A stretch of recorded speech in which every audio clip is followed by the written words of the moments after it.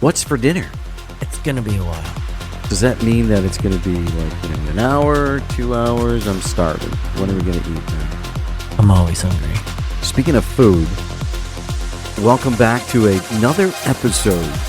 Raised on Real Estate, Greg Angello is here in the house along with Brock Zevan.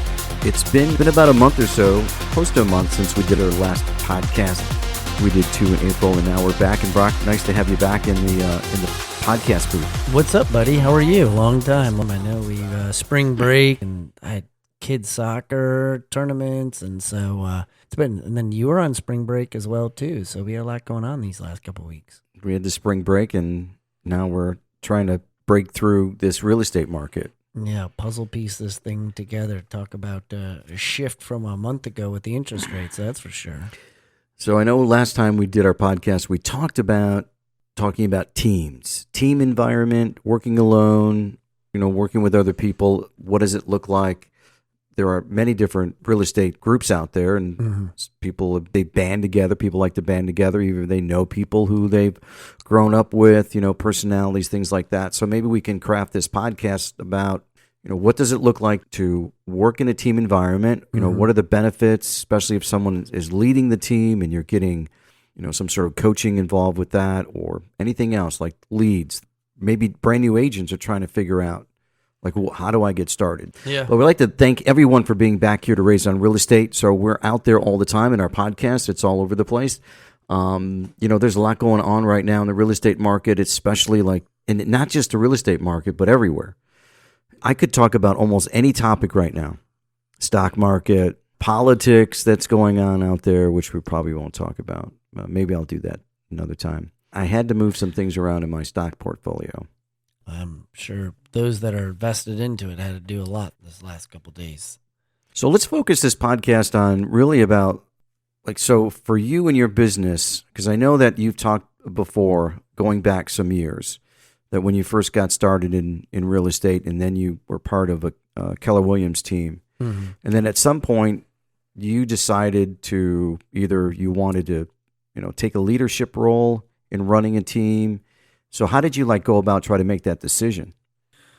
Well, I've always been involved in some sort of leadership activity, whether being when I was a school teacher, I was a principal, or I was assistant principal, I was a head football coach. So leadership seemed to be always something on the forefront of what I was going to do, but I had no clear direction of what that actually looked like. And so I knew that was going to take shape. And when I got into real estate, I had a little vested interest in a small boutique here in the Lake Norman area that I had part ownership of. And then I wanted to go out my own. So I went out my own, but I always was scrapping at trying to figure things out because I was a school teacher. I mean, I didn't take any business classes. I didn't really know too much. So I crawled and scratched my way to being able to understand what leadership was. Still, I'm learning because there's so many different parts to owning your own business. And, I was at this event yesterday doing my little pickleball, and they were asking me well, what do you do? How'd you get off from work? Well, I'm my own boss. I kind of can set the hours. In that moment, that's actually the most vulnerable time, because when you have flexibility and you run your own show, you have nobody keeping you accountable, so you really can do whatever you want, whenever you want, and that's kind of dangerous for adults. It's we'd like to think we know what we're doing, but there's a reason why kids have a curriculum and a schedule for when they go to school, when the bell rings, when they do, because we do like routine, and adults don't do very well without routine. So that kind of came into play of being a leader. But here's the main thing that happened in my life where I had no choice but to coach at a very, very high level for survivorship. So I lost my license, and I lost it in 2019. And I went through 2 years of a court battle dealing with embezzlement, dealing with legalities, forensic attorneys. I was in the real estate commission in North Carolina, and it was very miserable. It was a very, very hard time in my life financially, marriage-wise, and everything else. So they revoked my license for a year. Suspended it, I should say. So they suspended my North Carolina state license. So that's very, very important to understand that they suspended just my North Carolina license. Well, when I went into the Keller Williams office and I sat in there with my broker in charge, the team leader, and the owner of Keller Williams, because everything's owned by a franchise, they asked me, what am I going to do? Are you going back to teaching? What are you going to do for income? And I said, thank you. And then I said, I'm going to coach like I've never coached before. And it reminded me of the video of the guy, what's his name, played for the Florida Gators, the quarterback, Tim Tebow. He lost against Georgia. And they came on and he had an announcement and he had to do his press release. And he said when he lost the game, I will work harder than you've ever seen anybody work. I will show up harder than I've ever done. I will be a leader like you've never seen before.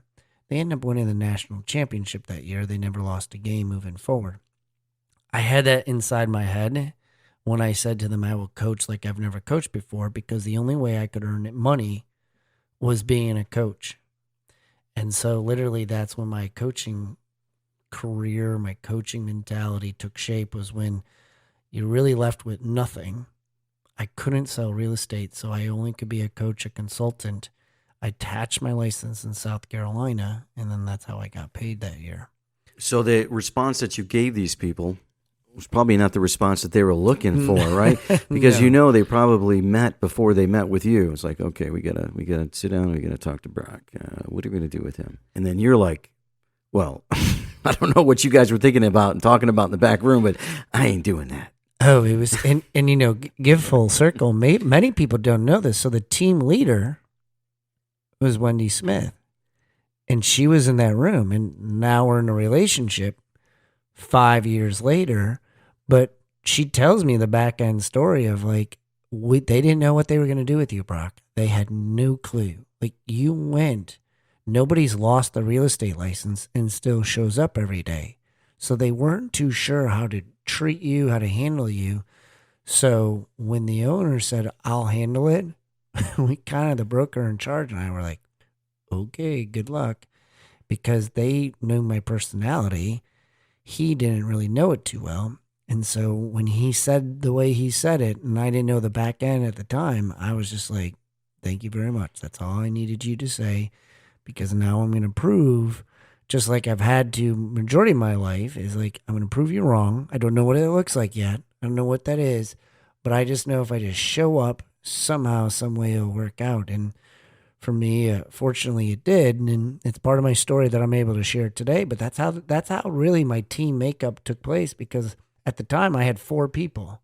And when it was all said and done with, I left with 18 people on my team without a license. From someone who's listening here and not being on a team before, so what was attracting? What was the attraction to be part of your team? I think they got really hands-on type of training more than anything else. Like, I was in your face and I shouldn't say in your face. It wasn't like a drill sergeant, but I was like, when you pay for coaching, okay, and you pay at a national level, you're paying anywhere from $1,000 a month to $2,000 a month, depending on your level. Some of them are $3,300. It really just depends. But for the most part, I can assure you, you don't get to see your coach every single day, and you don't get to have your coach around you 8 hours a day, 10 hours a day. And so one of the things with me was, I'm literally there physically around you, making phone calls. We had an ISA room, and we had 6 or 7 ISAs, and I was literally going in there coaching and training. So there was a lot of hands-on type of stuff. And back then, ISAs weren't as popular as they are today. And so they were just starting out, and I learned a lot from Jeff Glover.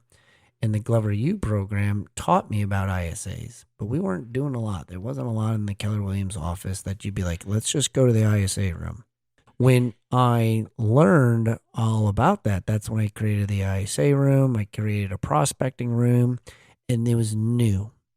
So I think that played a lot in my favor, because when you have something new, it's like a new restaurant. Well, what do? Everybody goes to it. And I was fortunately kind of the talk of the town. And sometimes being bad talk is still good talk because I lost my license. And I had a lot of people talking about it because it's a small area, but I was public. It was public record. I had people posting on Facebook, all the people who hated me, and I was using that as strength. I was using that as motivation. And there was a lot of chatter about it. I would get in a lot of trouble because they would be like, Brock, how can you be doing this? You can't do this. You don't have a license. And I always knew. Well, I said to you guys in the beginning, I kept my South Carolina license. So I was part of the NAR. I was part of all that stuff. I just wasn't part of North Carolina. When all that formed, did you see people who came into your team that, either didn't know you before or just got licensed? And did you see an improvement that was going on with them, and that being part of the team turned out to be a benefit for what they were doing in real estate from before, like what their numbers were? Like some of them maybe came in with, nothing. They never sold property before. They never did anything. Were you able to see sort of like an elevation of these people after they've been part of the team? Or did you see people just say, yeah, Brock, I don't know if this is going to work for me. I mean, you're asking me to do a lot of stuff. I don't know if I want to get up every morning and be on these calls, 8:00. Like, how did you handle those things? So everybody thought I was going to be like the miracle man and I could save everybody. Just go to Brock's team and he'll take you to the next level. It doesn't work that way. I mean, it's a two-way street. I'm fortunate to say that a lot of the agents were successful. I would say 50% of them. Here's the pat on the back I will say to myself. At some point, it's not all about the numbers. It's about leadership. And we read it in our prayer group that we do each morning about John Maxwell and the leadership. And today we talked about loyalty. And you got to pour into them, because when they told me I had to leave Keller Williams, and I was like, excuse me? They're like, yeah. Like you said, they didn't know what to do with me. So the only thing you can do is they can kick me out. So they kicked me out of the Keller Williams office. And I said, well, what about my team? And they said, well, they can stay. You have to go, though. And I was like, Now remember, I coached my tail off to get to 18 people. I had 18 at the time. And that was my income because I couldn't survive by myself. The only way I could do it was coaching. And I said, okay. So we met, and where I'm going with this with the team and how the chemistry is built is sometimes it's not all about the numbers. A team like I taught at West Mac High School, so there was a lot of gangs. And you got the Bloods, you got the Crips, and you got these different gangs. And people are like, why are they in the gang? Because they feel secure. They feel welcome. They feel comfort. So whatever that might be, good or bad, it's a natural feeling to feel loved. Why do doctors tell you, nurses, like, love your child, hold on to them, skin to skin, like, give them that. And a lot of times, unfortunately, parents don't give that to their children. Well, I took that concept, I used the love language book. I learned everybody's love language. Long story short, I had to have a meeting off site, and I had to tell them that they let me go. And they all looked at me like, well, what are we going to do? I said, I have to go to a different company. And that's how I got to EXP. And they said, wait a minute, we have to leave? I said, no, you don't have to. You have a choice. So today, I don't want to put you on the spot, but we need to make some decisions on whether or not you want to go. And we can do it privately. So we went through and we had a conversation at a local bank, and they had a conference room. I almost cried at the time period it took place, because when we got all the numbers that came in, and I had 100% of the people say, we're going with you. Like, to pick up and leave to go to a different room, to pick up and leave and go down the street to a different restaurant, but to pick up and leave a company to come with me, I don't know how to classify or measure growth. But to me, that growth in leadership, in my mind, I have a gift to be able to help people. And I'm not going to be able to help every single person numbers-wise financially, because what you have to do in this market, in this real estate market, is, you're constantly on the phone, you're constantly talking to people. It's not easy. It's very, very challenging. But to be able to have the people on a loyalty perspective and saying like, hey, let's follow this guy. That was growth there. Team to me is about how you feel around others. Like every team is not going to make sense to you. It's all about personalities. It's all about the leadership. It's all about who's going to be with you when push comes to shove. When it comes time for like, hey, I need somebody to battle. Right now, Wendy and I have a really good relationship in our conversation. Like we have our own team within a team. And when conversations, like I'm not very good with sphere of influence to some capacity. She's really good at it. But I like confrontation for whatever rhyme or reason when the battle becomes a little intense. But that's why you like a team. I don't want to deal. I need Brock. This is why you're the leader. This is why I hire you. This is why I'm here. I need you to take this. I need you to run with this because right now I don't have enough oomph to be able to fight this, or I don't even know how to fight it. Mm-hmm. And so I think there's just different levels. So as far as like my job in my eyes, and that's how I became or becoming more of a motivational life coach in real estate and in your personal life, is because you got to be able to clean out your closet first of your personal life before you can start really getting out there. And that's one of the things that I've learned in reference to like, is a team for everybody? No, it's just, it all depends on each team has its own capacity, its own personality, but you have to have a strong leader. So there's a couple of words that come to mind to me when you talk about teams and why people go to teams. And so two words come to mind. One is expectation, and then the other one is accountability. And so I think that from the outside, people are like, well, what are you going to do? You just got started. Should we join a team? And, what should we do? And it's like, yeah, man, I hear that when you get on a team, you're going to get all these leads and you're going to double your income. And, it's just a way to launch it off quickly. And so there's a level of expectation that people have. Like when I join this team, I'm already going to start seeing all the deals happening and all the money coming in right away. Mm-hmm. And then somebody says to you, well, you got to show up at 8 o'clock in the morning, like you were talking about the ISA, right? So, and I already know from, how Jeff used to do it, because I was from Michigan. Right. There was a lot of people who used to model what his practice was, because you had to get in on an ISA. You had to start making calls at 8 o'clock in the morning until noon. Yep. 4 hours every day. And I think they would test you first to see whether or not, okay, he's here today. Is he going to come back tomorrow? Right. That was always the thing. Like, how long is it? Are they going to make it the week, quite frankly?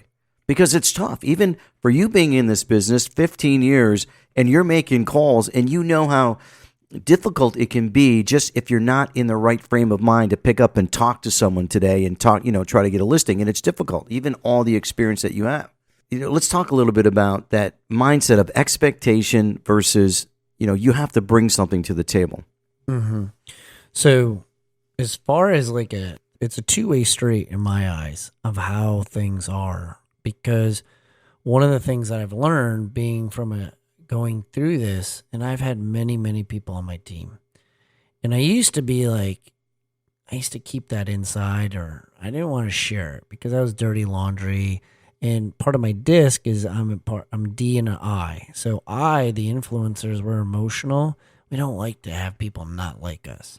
So when people say I'm moving in a different direction, I don't like you, you're the one that I'm not making any money because of you, I took it to heart majority of the time period until like the last 2 years, 2.5 years, where I'm just like, it's a two-way street. Like you're not putting in the energy and the effort. This isn't going to be, if it was easy, everybody would do it. I mean, I don't know exactly what the statistic is, but typically within the first 3 years of real estate in this real estate industry, it's either 88% or 91% of real estate agents just don't make it.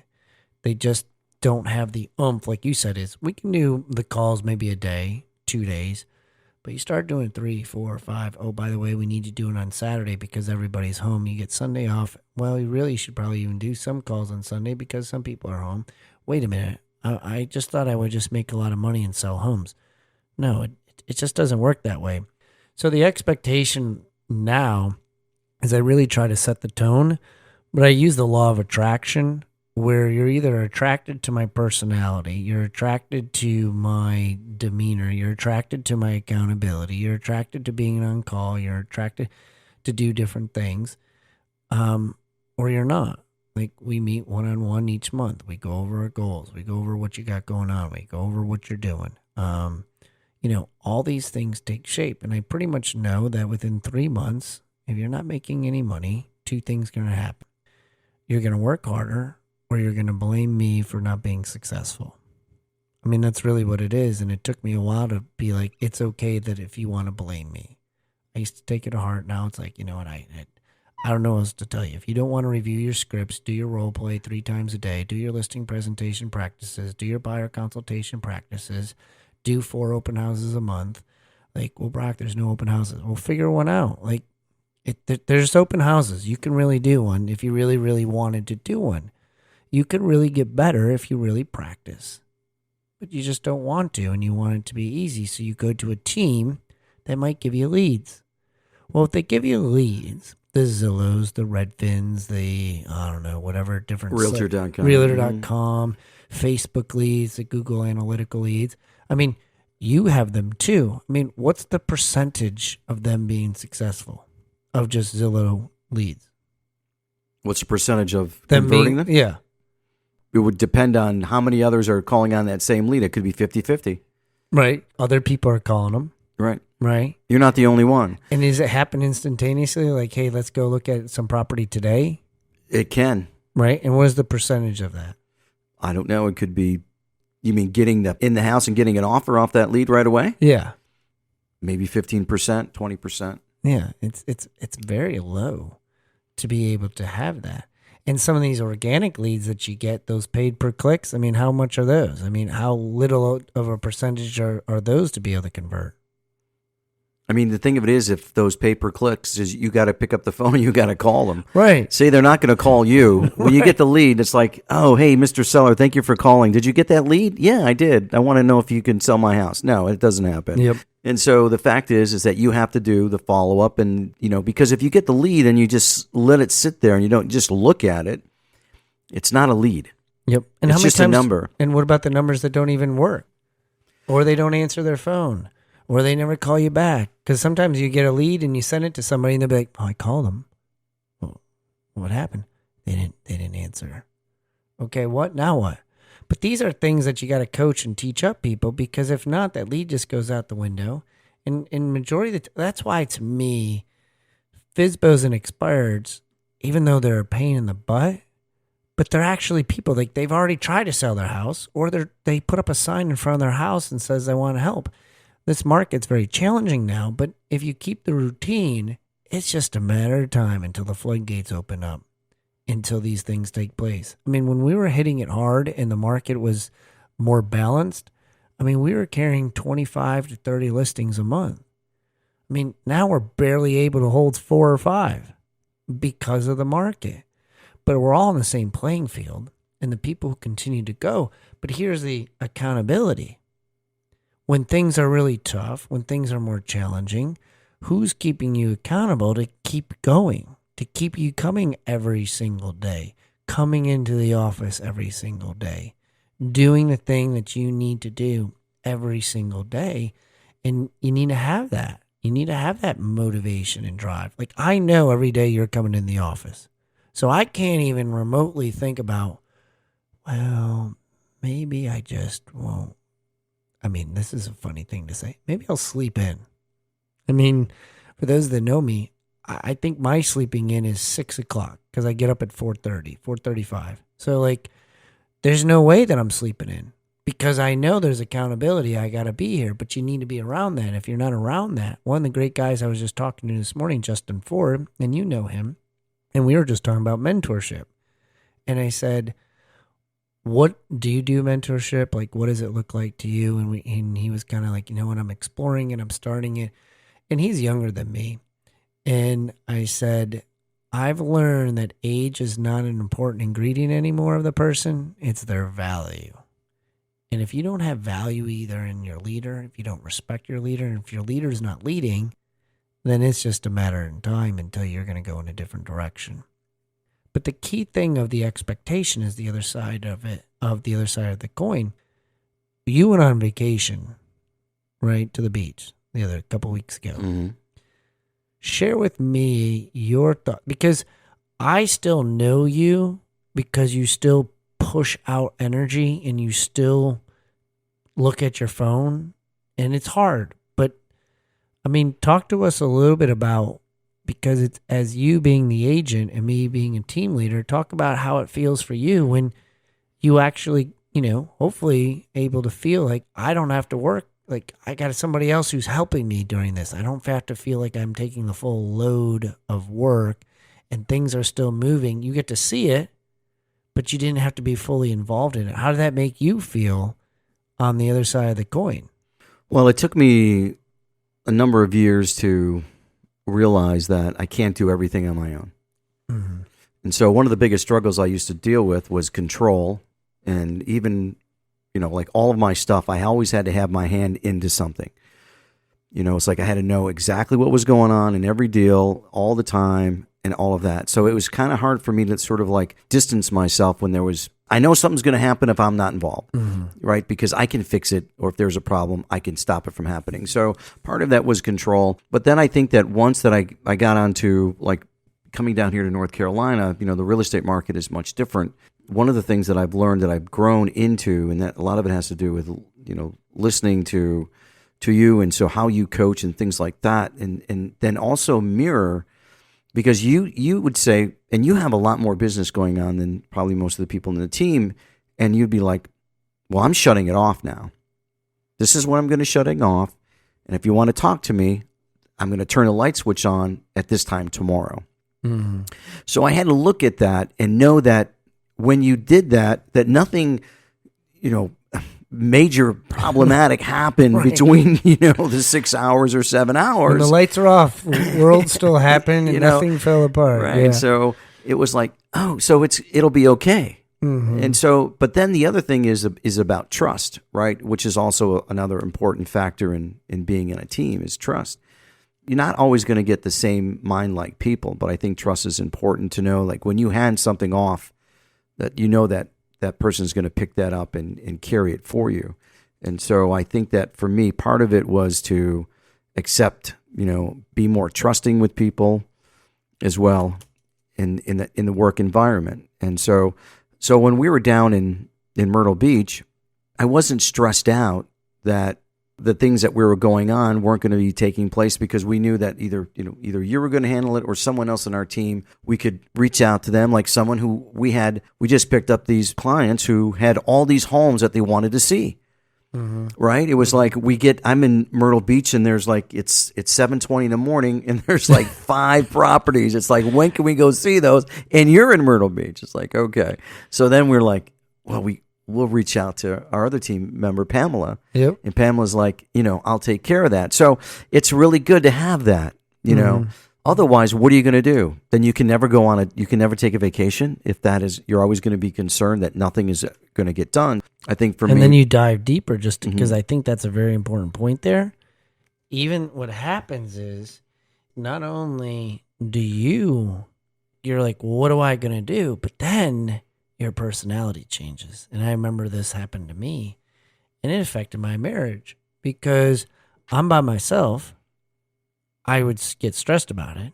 And now learning a little bit more about my body, that anxiety would start to come into play. And then it would be like, oh my God, I got this deal. I got to figure this thing out. I don't know, how am I going to do this? Honey, I'll be right back. And now I'm trying to like do work without her knowing, because I have to try to answer this text message. I do this and I don't know who else to go to, and I don't have this. So all these things start to come in, and then it affects your personal life. And so that's why to me, I like to leverage as much as I possibly can anymore. But like, I think you nailed it in the head, where it's like, it's hard to let go, especially if that's your personality, and letting go is just not something that comes natural, especially if you have a D part of your personality, because you want to hold on to everything. And then for me, it was my ego. Like, nobody else is going to do it the way Brock's going to do it. Like, nobody else is going to be as good as me. When really, majority of the people are probably better than me. But in my head, I'm thinking I'm the best at it. And when I started to kind of peel the onion back, it started to make more sense to me that when you and I work, I don't even worry about that. Like when you go show property, I don't worry about a single thing. The only time I worry is if you call me and I'm like, uh-oh, what happened? Because then I'm like, something serious. But like, I just think of dealing with Andrea and Greg. I mean, you were showing property, you were doing everything else. It was pretty much a done deal, and it was like smooth because the trust is there. It takes time to get to that point, but when you're there at it, it's like, okay, I get it. This makes perfect sense. Right. Like, are you at the property? Can you get into the property? Right. Things like that. Right. And so there's all those things. And that's, part of that is control. And it is difficult to release that. And even today, I still dealt with that in that one deal that I had on the water when the seller was getting out. It's like I was probably more controlling about the fact of that he knew he had to get out in a certain time. I wanted to make sure he had to get out in a certain time. But back in my mind is like, it's like Big Brother. I think I'm like, I just need to step away because he's going to get out. The moving truck is going to come. Everything's going to be fine. And then my other concern was, and I told you that, I'm going to get a call from this agent because this one, she's, I'm going to get a call. We were over at the property. We did a walkthrough and this is here and this is that. And why is this? And so I was waiting for that phone call. I really was on that weekend. That's what I was thinking about. I'm like, why am I thinking about this? Right. And so Sunday comes to the walkthrough and my phone ain't ringing. Yeah. I remember you telling me, you're like, nobody called me yesterday. Nothing. I guess everything went well. Nobody called me. And I was like, I don't know, maybe there's that side of it that everything did go well. And then I'm like, well, it's probably a Sunday and she doesn't want to call. Right. So Monday, I know, and Monday at 8 o'clock, I'm going to be getting a phone call like, we went through the walkthrough. I didn't want to call you because it was Sunday. But no, that didn't happen either. In fact, I haven't heard a word. And it's over with. We're going to try to keep this one tied up on time. But here's what's one of the things about accountability. Two things that were interesting when you talked about time and letting that time go. So my son, Isaac, he was in the car. My wife picked him up from school, and he, however they do it on a Bluetooth, called my phone, right? So my phone goes into my voicemail message, and then in there it says, if you're getting this call after 8 o'clock, right. I'll get back to you the next day. Right. Yep. My wife, Val, she gets onto the phone, and Isaac's crying.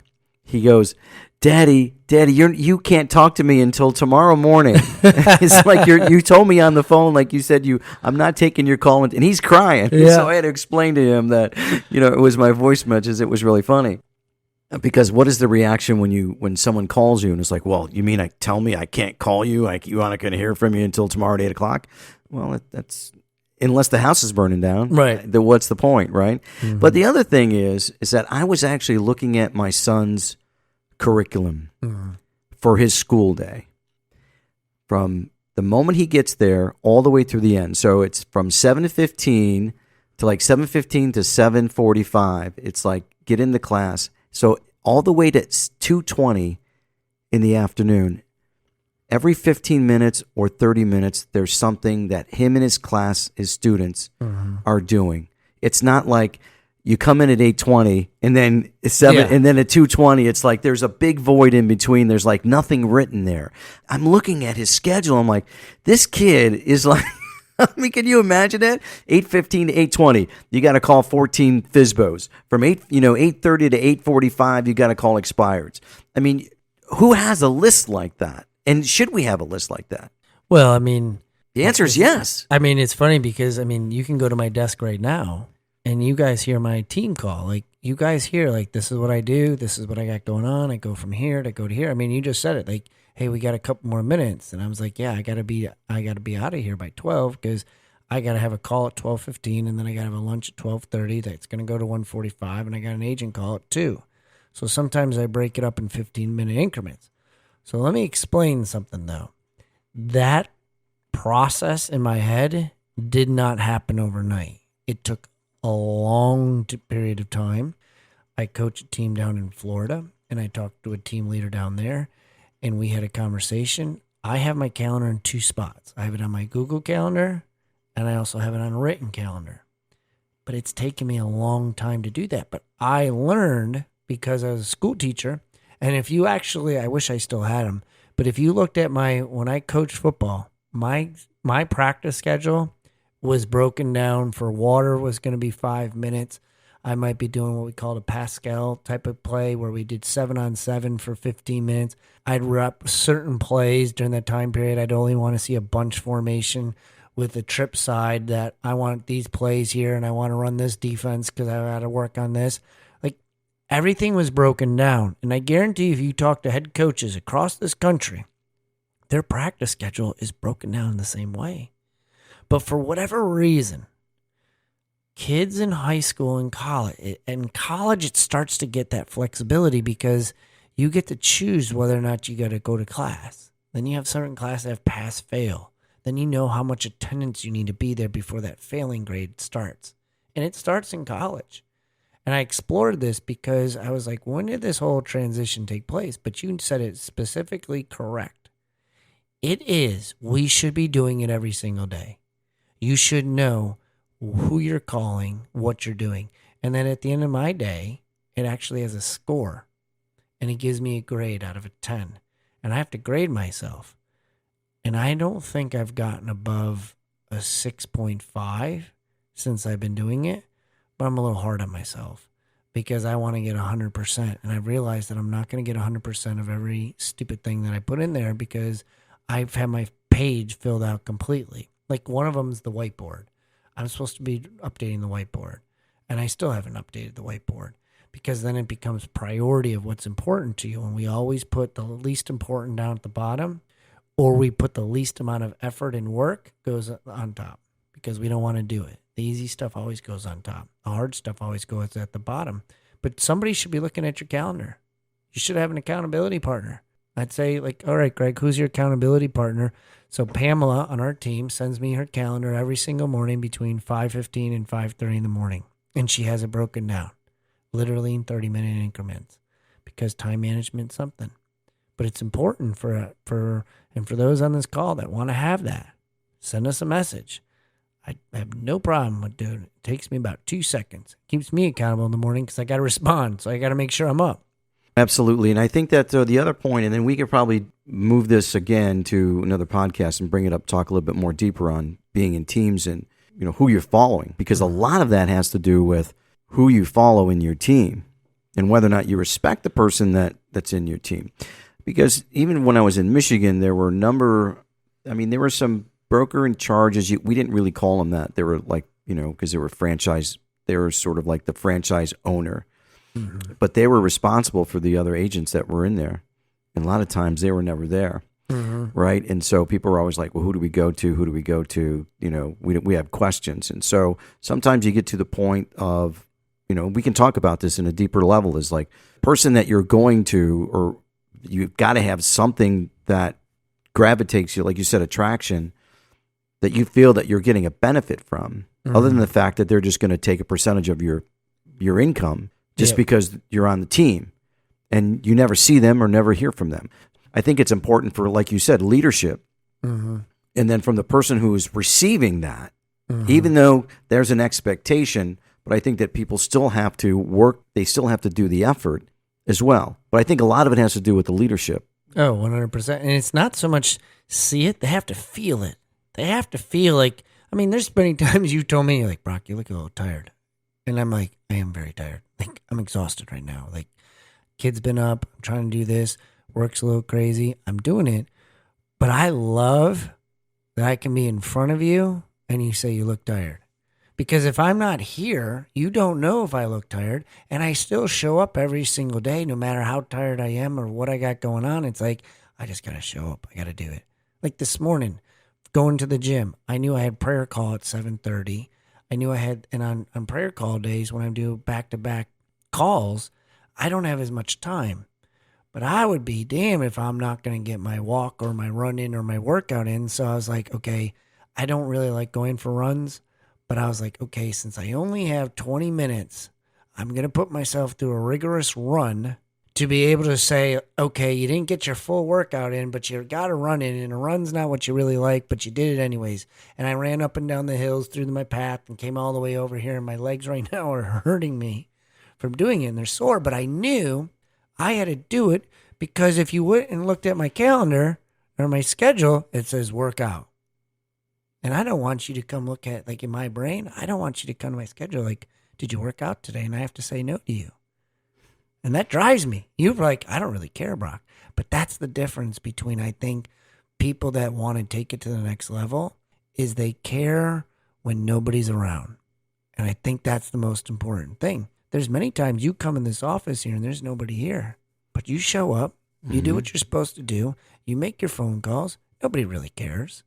But you know what? You show up and you do it because there's going to be that one call that you're going to get that's going to make, and somebody's going to say, well, Greg, you're just lucky. I don't know. I didn't see too much luck happen on a Saturday afternoon when nobody else was around here. Right. So I think that's so true of just like having that accountability when nobody's around, but that mindset to be able to do it. But it starts with people that you need to have around you. That's my 2 cents. Okay, good. So we're going to end it here, and then we can pick this up again, and we can do a part 2.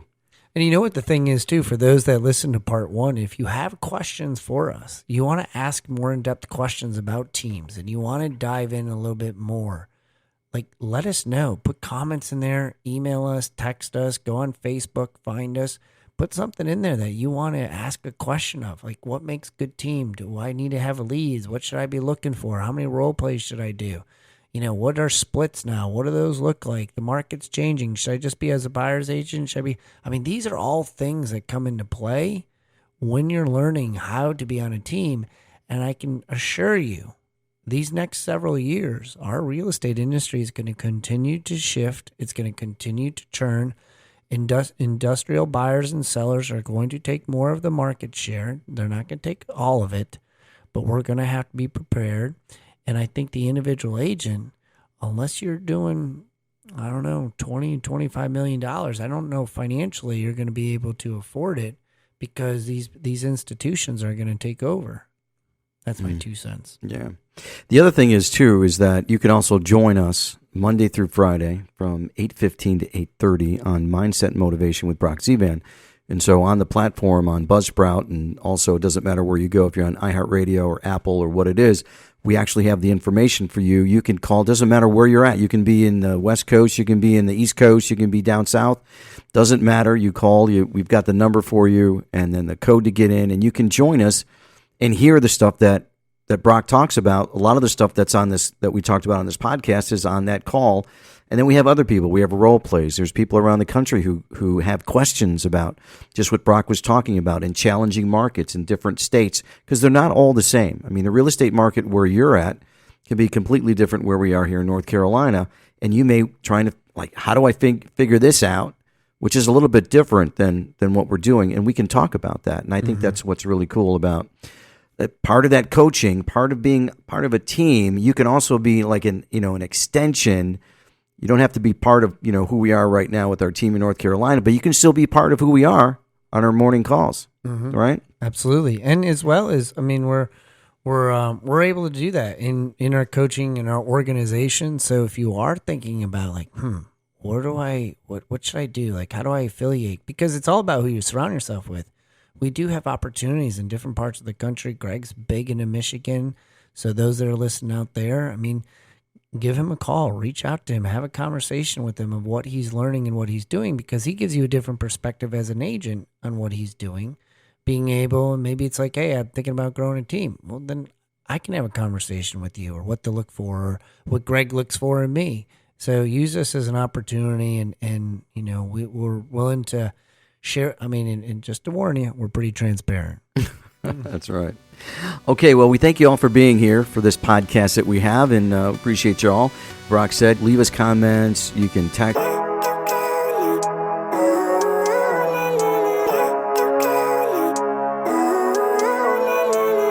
Living life, every day, late at night, not okay. All I want, and I pray, all I need are some better days. Fuck me, I'm looking in the mirror, so foggy, but I've never seen clearer. I don't really think anyone can save me, and honestly, I'm not really sure I want saving. I like to be my own worst enemy. There's no risk if you don't try at anything, so I'ma just keep buying everything. See you in the next life, have to be a better me. I don't think that my head's on straight, gotta flip it and grip it and go and get an x-ray. What's wrong with me? I just feel weight pushing on my chest and it squeezes till I suffocate. Better change my mindset, meditate. It's pretty cool that I'm alive and have better days. I could walk, see see here, I should celebrate. Think I could change my mind, maybe elevate. Living life, everyday, late at night, not okay.